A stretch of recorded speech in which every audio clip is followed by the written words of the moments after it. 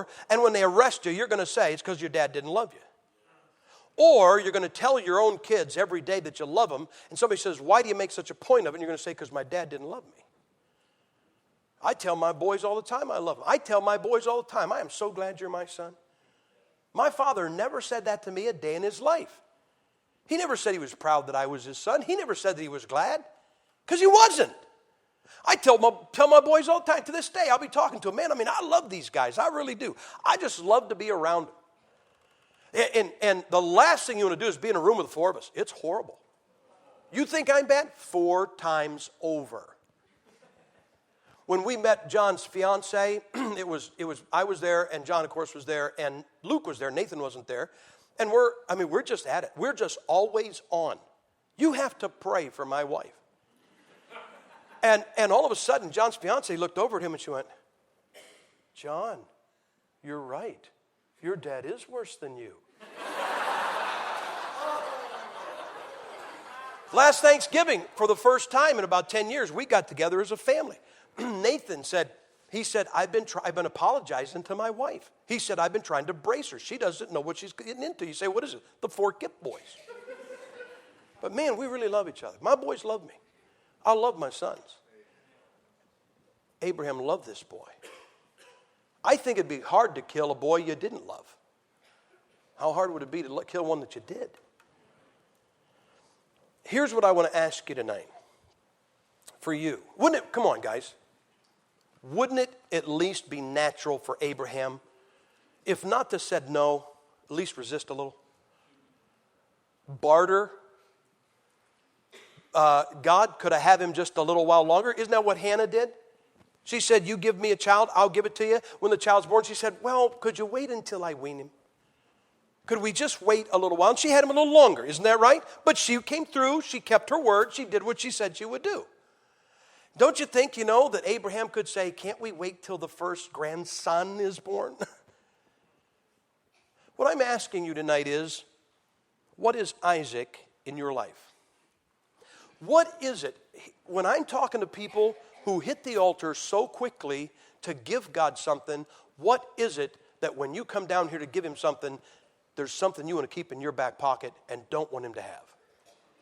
I'm not talking about sin. I'm really not.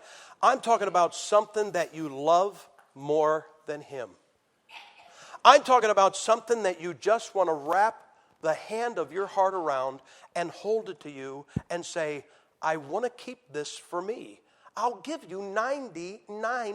Come on, guys. Isn't 99% pretty good? But you know what 99% isn't? It isn't 100% surrender. You know what 100% surrender is? Okay, God. I'll go to Mariah. I'll take that boy I love.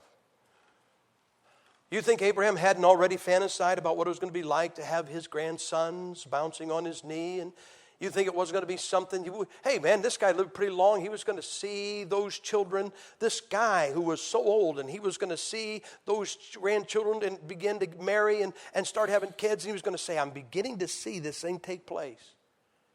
Wouldn't it have been natural to just say, can I keep the kid? Won't you take a lamb? I'll give you 12 lambs. I'll give you 100 lambs. Let me have the boy. And he never did it. God told him to do that in verse 2. And in verse 3, he was up first thing in the morning.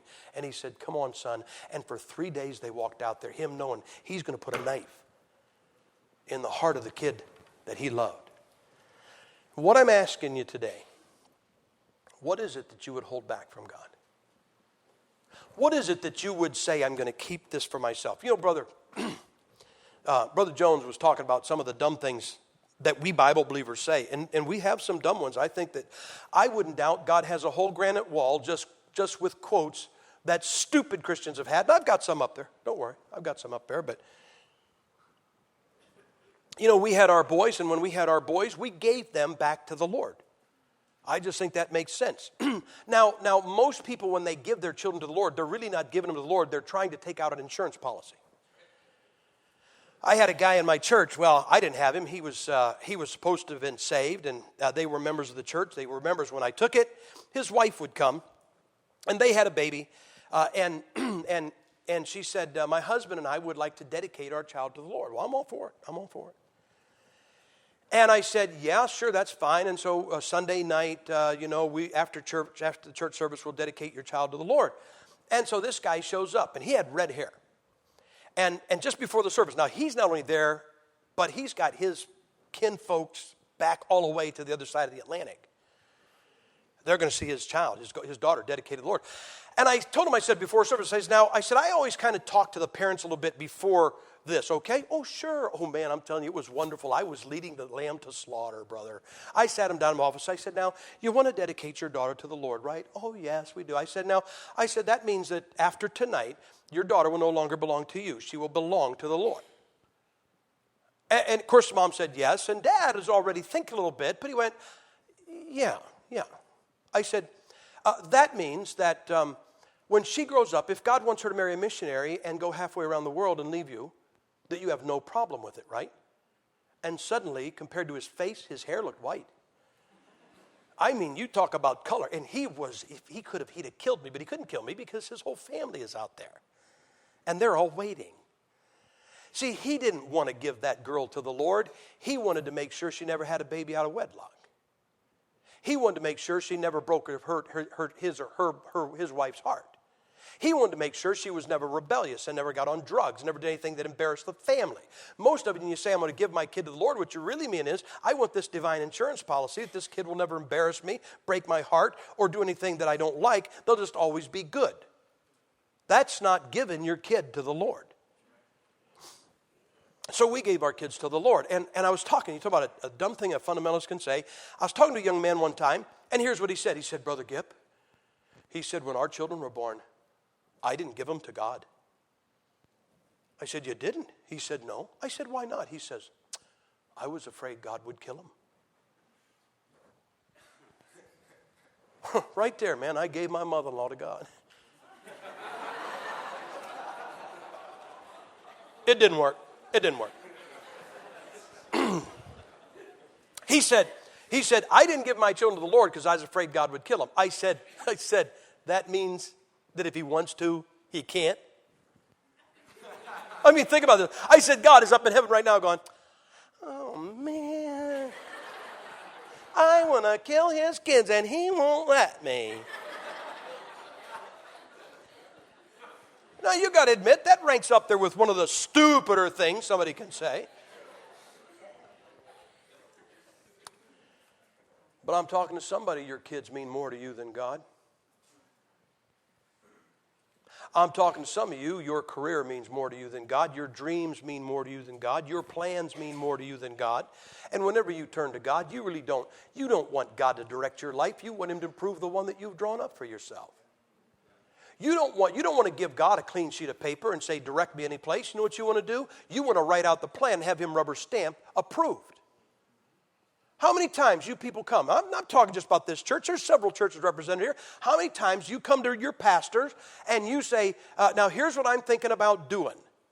No, that's not at all. This is what you're going to do, and you want to find some way for this preacher to say it's okay. And as soon as he says no, you're going to leave church and do it anyway. And badmouth the preacher when you go. And then when it blows up, you'll still never come back and get right. Because you're too proud to admit that you were wrong, and that you were obstinate, and that you were stubborn, and that you run your life, and that God is not there. And what I'm asking you tonight is, what do you have? What do you have? What is in your room? Might not be big. What do you have hidden away that you put under lock and key to keep it from God? What are you trying to hide from God? What is it that you say, God, I'll give you this, I'll give you this, I'll do this for you, I'll go here, I'll do that. But what is it you can't trust God with? What is it that you love more than God? What is it that you are hiding from him? I love my wife. Man, I really love my wife. A little over 2 weeks from now, we will celebrate 35 years of being married. You know how the joke goes. My wife and I are celebrating 10 wonderful years, blissful years of marriage. Somebody says, but you've been married 25 years. Yes, I know. We're not celebrating 10 blissful years out of 35. It's been 35 good ones. For me, don't ask her. You know why she's married to me? Because there's no purgatory. That's why she's married to me, the poor lady. She's a good lady.